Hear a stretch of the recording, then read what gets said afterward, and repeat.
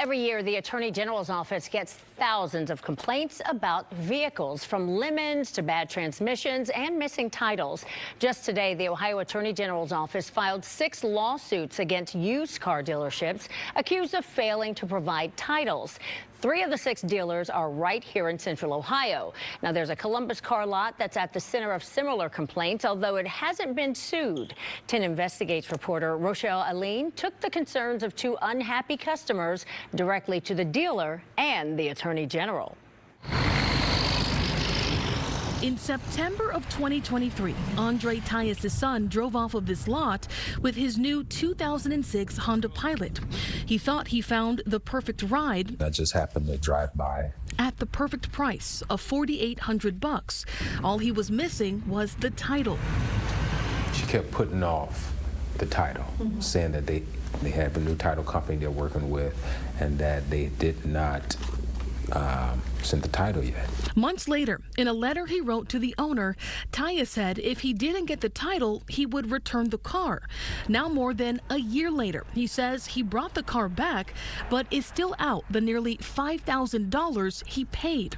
It's a story eerily similar to John Hickey's. I was just driving home one day and I seen it, and it stuck out. It was a shiny blue, so I stopped and looked at it. Hickey bought this truck from All For You Auto Leasing in September as well.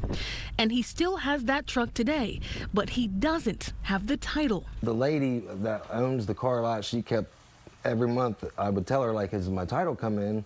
And she said, no, not yet, just come in and I'll give you another 45-day tag. He also discovered his bill of sale wasn't right. It says he bought a white truck from the dealer and the VIN number listed doesn't match. Hi, do you work here? We also wanted to know where the titles to these cars were, so I took those questions to All For You Auto Leasing. The owner wasn't there, but one of her workers called her for us.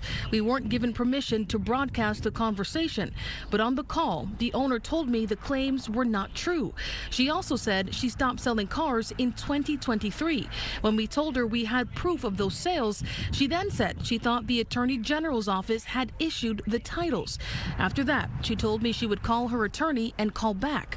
It's been weeks. This is Rochelle Aline with 10 TV. And despite calling and texting her, we still haven't heard back. We want people to get their titles. I also went to the Attorney General. His office doesn't issue car titles, but they do investigate consumer complaints. Are you guys investigating them? The law says I'm not allowed to confirm or deny.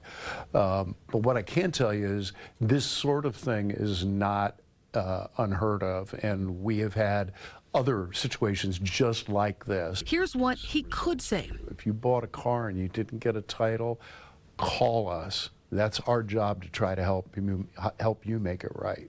Tyus and Hickey say they've already done that. They're among 12 people who have complained to the Attorney General about this dealer in the past 3 years. And as they wait for resolution, this is the message Tyus wants that dealer to hear. If you're getting in business for a service for people, then do that. Wow. Well, 10 Investigates Rochelle Aline is joining us now. Rochelle, this is frustrating. Yeah. I mean, it really is. I can't imagine what these people are going through. Is there anything that I guess someone can do to protect themselves against something like this? So we also sat down with an attorney who specializes in these kinds of cases. She said outside of looking at online reviews, there's also other things she recommends that you do when buying a used car.